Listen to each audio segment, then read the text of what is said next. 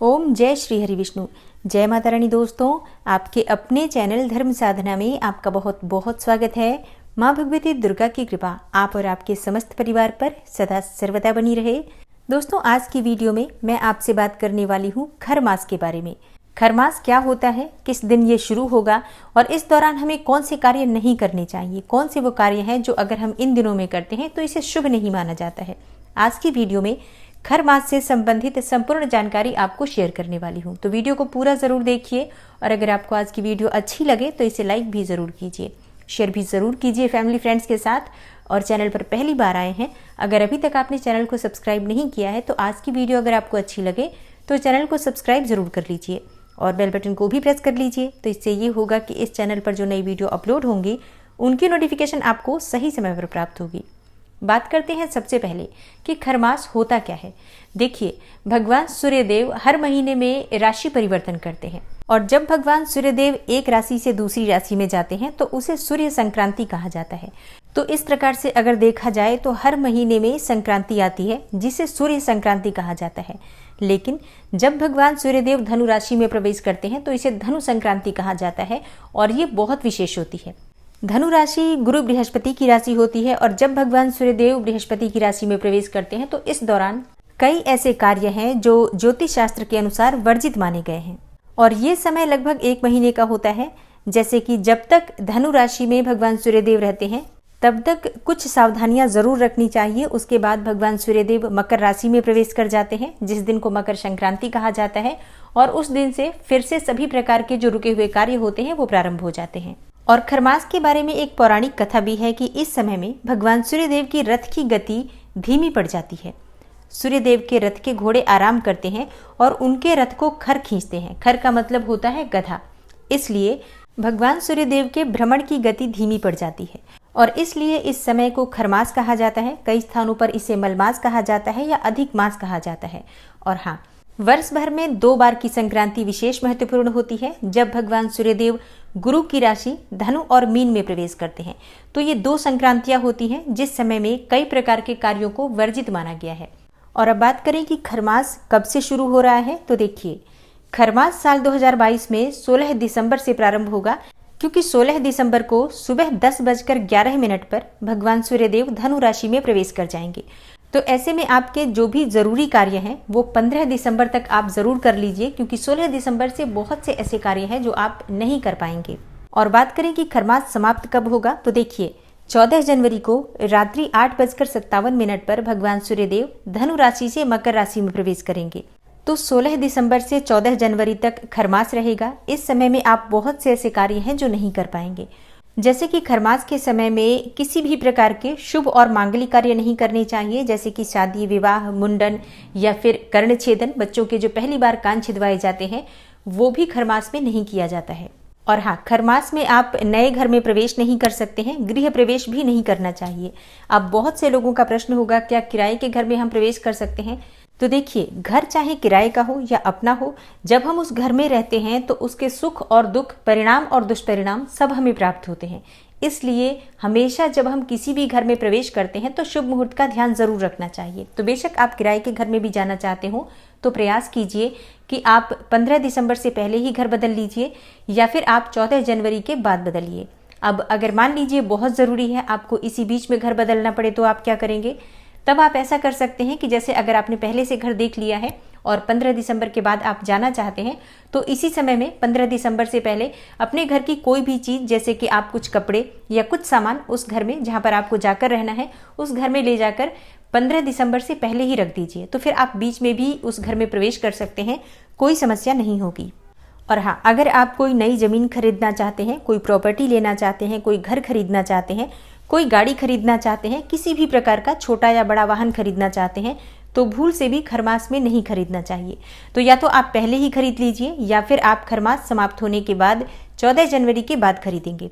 और अगला कौन सा कार्य है जो आपको नहीं करना है, तो देखिए, अगर आप कोई नया काम शुरू करना चाहते हैं, कोई नया व्यापार शुरू करना चाहते हैं या फिर कोई छोटी सी भी अगर आप दुकान शुरू करना चाहते हैं जो कि पहली बार शुरू कर रहे हैं, तो भूल से भी आपको खरमास के समय में नहीं करना चाहिए। तो खरमास से पहले, जैसे कि 15 दिसंबर से पहले आप शुरू कर लीजिए या फिर आप 14 जनवरी के बाद जब मकर संक्रांति हो जाती है उसके बाद आप शुरू कर सकते हैं। और खरमास के समय में बहू बेटियों की विदाई भी नहीं की जाती है, जैसे कि ससुराल से मायके जाना हो या मायके से ससुराल जाना हो, तो ऐसे में खरमास के समय में भूल से भी नहीं आना जाना चाहिए। इससे रिश्ते खराब होते हैं, स्वास्थ्य में भी परेशानियां बढ़ती हैं और आर्थिक स्थिति भी खराब होती है। इसलिए प्रयास कीजिए कि अगर आपको मायके से ससुराल जाना हो या ससुराल से मायके आना हो तो आप खरमास से पहले ही मायके या ससुराल जहां भी आप जाना चाहते हैं होकर मिलकर आ जाइए। और ऐसे में कई लोगों के प्रश्न होंगे कि क्या किसी को भी जाना आना नहीं चाहिए? तो देखिए, अगर बहुत ज़रूरी ना हो तो खरमास के समय में स्थान परिवर्तन नहीं करना चाहिए। तो वैसे तो इस बात का ध्यान सभी को रखना चाहिए, लेकिन अगर आप पहली बार मायके से ससुराल जा रहे हैं या फिर ससुराल से मायके जा रहे हैं, तब तो आपके लिए इन बातों का ध्यान रखना अत्यंत आवश्यक है।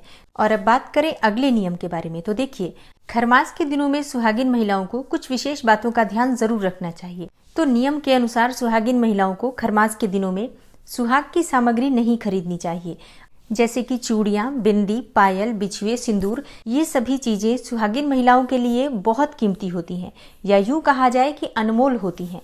तो ऐसे दिनों में, जिन दिनों को अशुभ माना जाता है, उन दिनों में इन चीजों की खरीदारी नहीं करनी चाहिए। और मान लीजिए कि आप खरीद भी लेते हैं तो उसका प्रयोग मत कीजिए, आप रख दीजिए और मकर संक्रांति के बाद आप उसका प्रयोग कर सकते हैं, लेकिन इन दिनों में इन चीजों के प्रयोग से बचना चाहिए। और हाँ, कई स्थानों पर इस प्रकार के भी नियम होते हैं कि इस समय में, मतलब खरमास के दिनों में, नई साड़ियाँ, नए कपड़े नहीं खरीदे जाते हैं, नहीं प्रयोग किए जाते हैं। तो अगर आपके यहाँ इस प्रकार के नियम हैं तो ज़रूर आपको इनका पालन करना चाहिए। देखिए, जो भी हमारे बुजुर्गों ने नियम बनाए हैं, चाहे वो आपको समझ में आए या ना आए, उनका हमेशा कोई ना कोई मतलब ज़रूर होता है और वो हमारी भलाई के लिए ही होता है। और वैसे भी 1 महीना कोई बहुत लंबा समय नहीं होता है। अगर हमारे घर में किसी भी प्रकार के नियम हैं, कोई परंपरा है, तो हमें पूरा प्रयास करना चाहिए कि हम उन नियमों का पालन करें।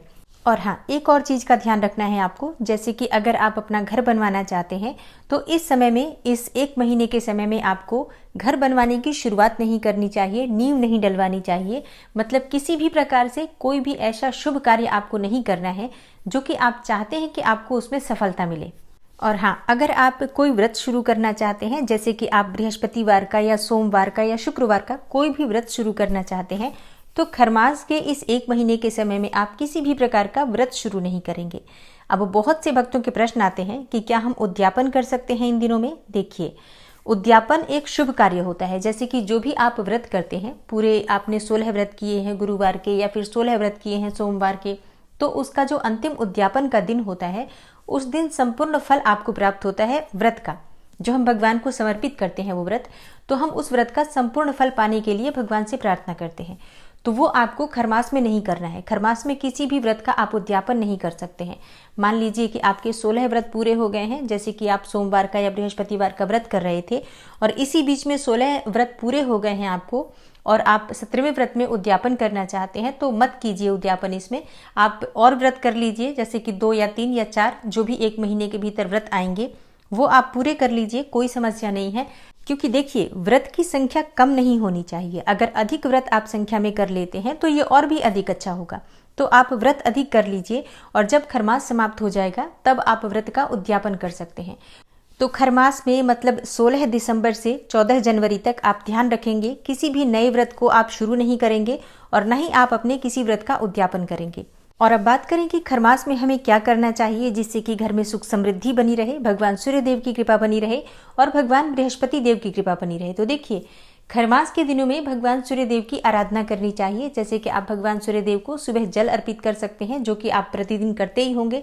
नहीं करते हैं तो इस समय में जरूर कीजिए, क्योंकि खरमास में भगवान सूर्य की आराधना करने का, सूर्यदेव के मंत्रों का जप करने का और भगवान सूर्य को जल अर्पित करने का कई गुना पुण्य फल आपको प्राप्त होता है। इसके अलावा इस समय में आपको बृहस्पति की आराधना करनी चाहिए। देखिए, अगर आपकी जन्म कुंडली में बृहस्पति कमजोर है तो ये जो समय होता है खरमास का, इस समय में अगर आप बृहस्पति की आराधना करेंगे, गुरु के मंत्रों का जप करेंगे, केले के पौधे में जल अर्पित करेंगे और पीले रंग के वस्त्र आप गुरुवार को जरूर धारण कीजिए। मस्तक पर हल्दी का तिलक लगाइए। आप चाहें तो हल्दी जल में डालकर स्नान कर सकते हैं। इससे आपके बृहस्पति को बल मिलता है और आपके कार्यों में आपको सफलता मिलती है। कौन से कार्य? सभी कार्य जो बृहस्पति से संबंधित होते हैं, जैसे कि धन की प्राप्ति, संतान की प्राप्ति, सौभाग्य की प्राप्ति और शिक्षा में सफलता, नौकरी व्यापार में सफलता। किसी भी प्रकार से आप करियर में सफलता पाना चाहते हैं, जीवन में सफलता पाना चाहते हैं, अपने जीवन को सुखमय बनाना चाहते हैं, सुकून चाहते हैं अपने जीवन में तो बृहस्पति की आराधना अत्यंत आवश्यक है और ये समय अत्यंत श्रेष्ठ है भगवान सूर्यदेव और भगवान बृहस्पति की आराधना करने का। तो 16 दिसंबर से 14 जनवरी तक खरमास का समय रहेगा। आपको इन बातों का ध्यान जरूर रखना चाहिए और उम्मीद करती हूँ कि आज की जानकारी आपको जरूर पसंद आएगी, आपके लिए उपयोगी हो अगर वीडियो तो वीडियो को लाइक कीजिए, शेयर कीजिए। चैनल पर पहली बार आए हैं, अच्छी लगी हो वीडियो तो चैनल को सब्सक्राइब करके बेल आइकन को जरूर प्रेस कर लीजिए। मिलती हूँ मैं आपसे अगली वीडियो में, तब तक के लिए नमस्कार।